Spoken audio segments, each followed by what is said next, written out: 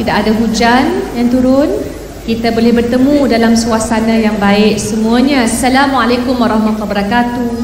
Salam hormat, salam pelancaran Pakatan Harapan.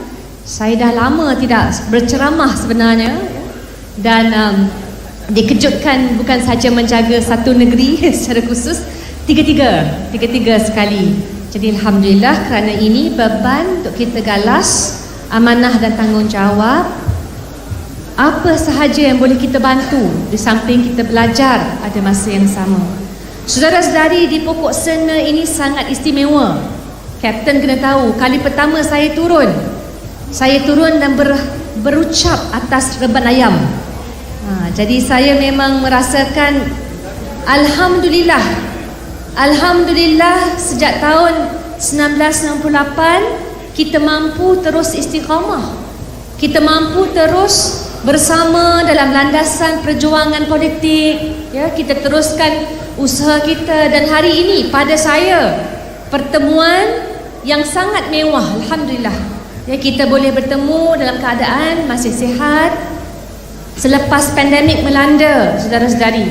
Saya tak pasti sama ada mereka di negeri Kedah, tapi saya rasa memang ada orang yang kita kenal, anggota keluarga yang bersama kita, yang tidak lagi bersama kita pada hari ini gara-gara COVID dan sebagainya. Jadi alhamdulillah, pertemuan, pelancaran dan pengukuhan Pakatan Harapan, dia Pakatan Harapan versi 2.0, saudara-saudari. Kerana kami tidak ada ahli parlimen Langkawi yang bersama. Maksudnya kita punya barisan sekarang diperlengkap. Ini penting kerana antara tawaran yang kita mahu berikan kepada rakyat adalah, ia dalam pentadbiran 22 bulan sebelum sempat kita habiskan penggal setelah dipilih oleh rakyat, itu memang membimbangkan kita kerana ketidakstabilan politik yang tadi Datuk Mahfuz sebut tadi. Bila berlaku ketidakstabilan politik, wujudlah dan muncullah, ya, pimpinan-pimpinan yang tidak mahu mengutamakan kebajikan rakyat. Saya kalau bercakap negeri lain, mungkin mereka boleh rasa tak sebegitu marah lah, walaupun marah. Tapi kalau dalam konteks dah 3 kali banjir dalam 3 bulan di negeri Kedah Darul Aman, pada saya mana-mana pimpinan yang seolah-olah buta, pekak tentang keperluan rakyat, keselamatan rakyat. Bulan Julai saja, saudara-saudari, kehilangan 28 juta ringgit akibat banjir. Itu dia panggil conservative estimates.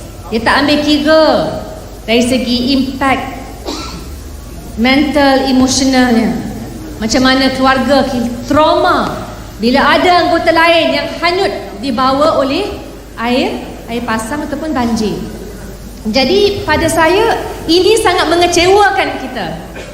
Kita daripada awal baru saja berbincang, kalau pimpinan nak tahu, baru saja berbincang tentang keperluan melaksanakan dasar. Ini penting bagi jentera untuk tahu, penggal yang tetap.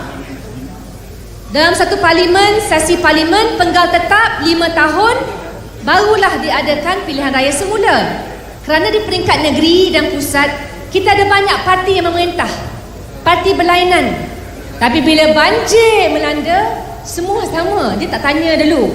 Sebelum ditenggelamkan, dia tak tanya anggota PAS ke, anggota UMNO ke, keadilan, apatah lagi PH. Maksudnya kita harus utamakan cara untuk menyelamatkan kehidupan dan kebajikan rakyat. Dan ini adalah antara intipati kenapa jentera kita harus dilihat istimewa, harus dilihat berlainan, kerana kita mengutamakan aulawiyatnya. Nak memetik kata-kata yang selalu digunakan, fiqah yang selalu digunakan oleh almarhum Dr. Syekh Yusuf Al-Qardawi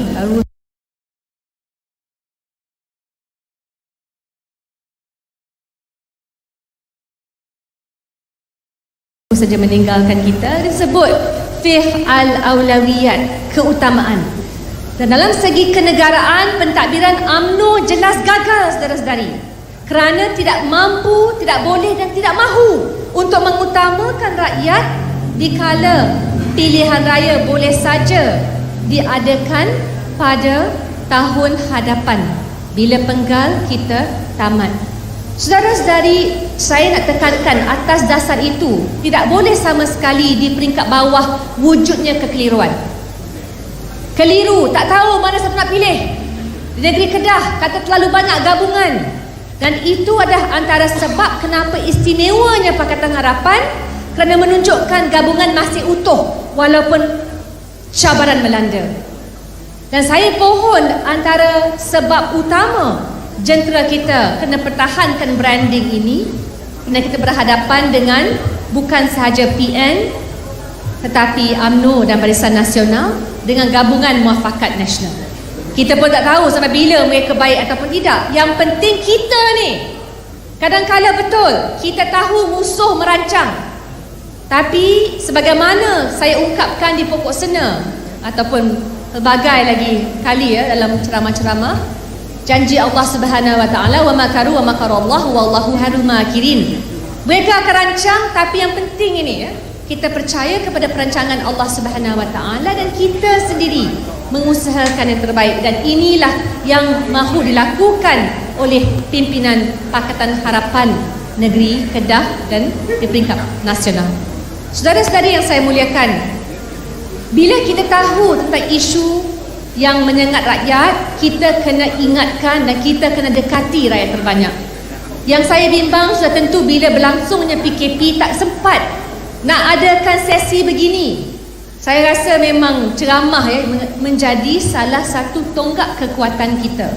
Tapi sekarang walaupun media sosial, walaupun ada media televisyen yang memberikan kita ruangan, adalah sikit. Utusan Malaysia dia bagilah 1.5% kadang-kadang.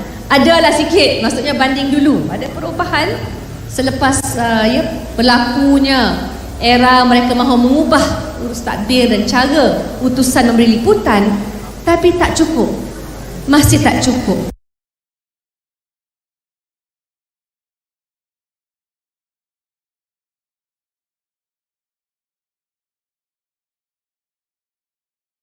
Yang saya mahu adalah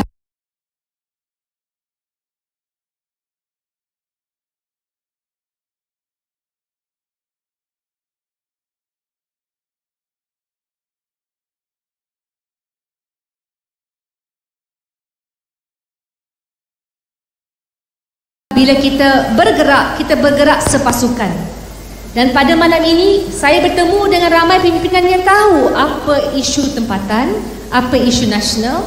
Tapi selagi kita tak mampu meyakinkan di peringkat bawahan, sama ada menerusi bantuan, sama ada menerusi dasar yang kita janjikan, kita perlu terus dekat dengan rakyat terbanyak. Dan Barisan Nasional masih menang kerana undi asas mereka, anggota mereka, apa pun yang berlaku mereka keluar untuk mengundi. Ini akan dibahaskan dengan lebih panjang lebar lagi Tuan Haji Mat Sabu, kerana walaupun dah disabitkan kesalahan perasuah utama saat teror dunia, mereka masih lagi nak memenangkan parti mereka dan pimpinan mereka.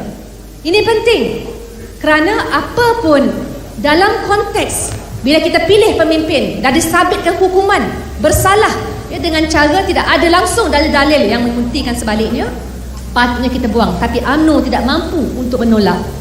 Bila ini berlaku, maka berbondong-bondong. Kita masih ingat di negeri Johor dan negeri Melaka. Dan akhirnya pengundi biasa yang dulu keluar untuk mengundi, mereka tidak mahu. Mereka rasa muak dengan politik. Mereka rasa tidak ada perubahan yang dapat dilihat kalau pun mereka keluar mengundi. Tapi saya nak tekankan, apakah dalil dan hujah kita? Saudara-saudari, kita kena faham, bukan sahaja dari segi percukaian. Semasa UMNO memerintah dahulu bersama PAS sekarang, mereka tak pernah kisah ataupun cakna tentang isu pengenalan cukai. Adakah kita masih ingat isu cukai GST? Datuk Fahrul sebut tadi kan? Saya nak bagi tahu, menang saja UMNO BN next elections, saya boleh rasalah, saya rasa memang dah dekat sah. Mereka akan perkenalkan semula cukai GST. Mereka tak perkenalkan sekarang. Nak memberikan rakyat mimpi indah, segala angan-angan buat masa sekarang. Tapi bila menang, kerana undi asas mereka akan keluar. Dan cabaran kita kena minta pengundi atas pagar, pengundi yang pernah memenangkan kita satu ketika dahulu keluar semula, dan insya-Allah mampu kita lakukan dan mampu kita lihat perubahan. Tapi kalau tidak berlaku senario ini, saya nampak ada ledakan, ada perubahan, ada momentum, tapi kita kena yakinkan rakyat. Maksudnya rakyat kena tahu atas dasar rakyatlah hari ini di Malaysia, bukan sahaja di rantau Asia Tenggara, tak pernah ada mantan Perdana Menteri dihukum penjara di atas rasuah, saudara-saudari. Sama masa zaman Suharto pun, Suharto tidak, Pak Harto tidak dipenjarakan. Ya. Jadi itu perkara pertama atas dasar rakyat. Perkara kedua adalah pengenalan rang undang-undang Akta Anti Lompat. Saya pun memang terkejut. Ini hanya kerja Allah sebenarnya. Kerana nak dapatkan kelulusan perlu undi 2/3. Dan sekarang ini adalah kemenangan besar, jasa besar pimpinan Pakatan Rakyat atas dasar rakyat yang mengundi. Semasa saya berkempen di negeri Johor, Pak Cik yang berjumpa saya pun marah saya, suruh saya keluar kedai dia. Dia bukan marah saya secara peribadi. Dia kata kerana saya tak boleh terima YB. Kita undi, tiba-tiba mereka U-turn, mereka lompat, mereka nodai kepercayaan kami yang beratur berjam-jam, yang beri kepercayaan. Saya kata, Pak Cik, dua perkara. Saya juga dikhianati. Saya tak lompat, Pak Cik.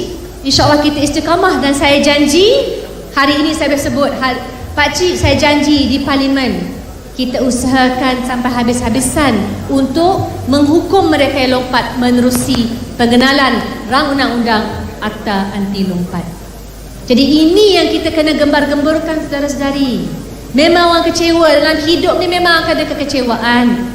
Tapi insya-Allah sebagaimana yang kita usahakan satu ketika dahulu, kita usahakan lagi sekali.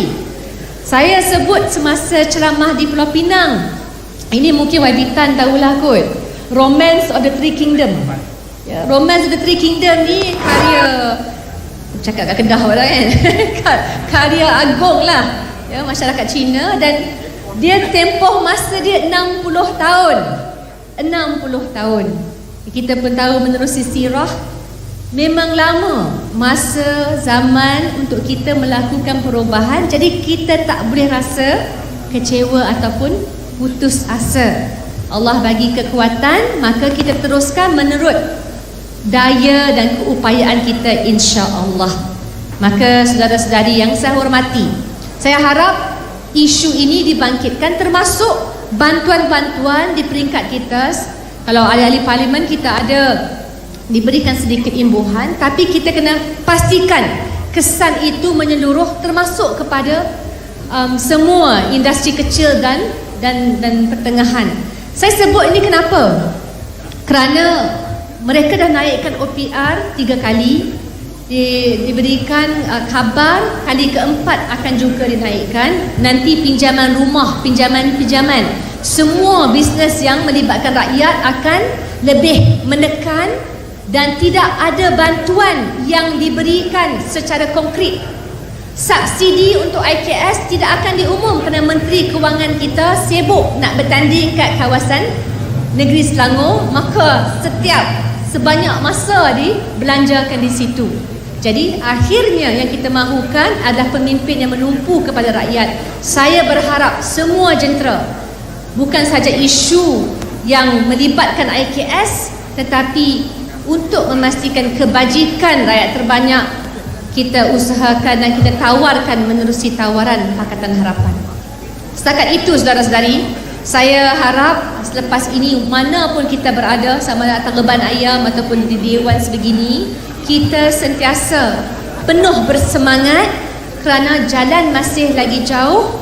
Kita cuba usahakan untuk bukan saja menarik pengundi baru yang akan keluar. Kerana pengundi baru 18 tahun ke atas, trend dia akan selalunya mengundi mengikut pilihan ayah atau ibunya.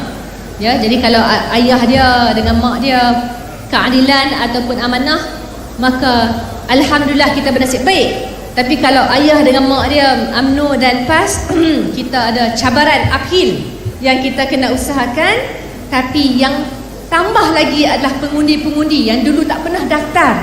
Bagaimana nak tarik mereka keluar? Malam ni Rafizi Ramli pergi trot di balik pulau, yang esok beliau pergi ke Sidam. Jadi kita bahagi-bahagi masa, kerana esok saya janji kat Ibung Tebal. Saya janji dia sebagai pengerusi 3 negeri, 3 negeri. Kata YB kena turun juga. Jadi insya-Allah setakat itu saudara-saudari, saya minta hanya kita lakukan apa saja dalam pelbagai bahasa.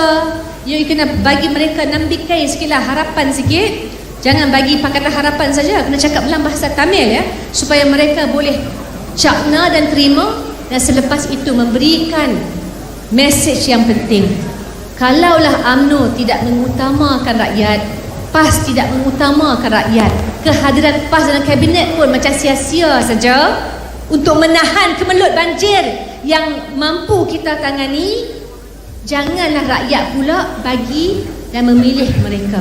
Kita memilih pemimpin yang mengutamakan, yang aulawiyatnya adalah rakyat, bukan pemimpin yang aulawiyatnya poket dan juga kepentingan diri sendiri, insya-Allah. Maka moga-moga kita diberikan kekuatan saudara-saudari. Saya pun tak tahu ya, dalam minggu-minggu ini begitu ramai yang meninggalkan kita. Kita doa agar segala daya dapat diteruskan untuk melakukan perubahan ke arah kebaikan, insya-Allah, dan pertahankan kemenangan tersebut. Ya, mungkin kali pertama ya banyak yang berlaku. Sekarang ini alhamdulillah kita belajar, kita ada peluang, dan insya-Allah kita diberikan kemenangan sekali lagi. Moga-moga jentera diberikan kekuatan. Wabillahi taufiq wal hidayah. Wassalamualaikum warahmatullahi wabarakatuh.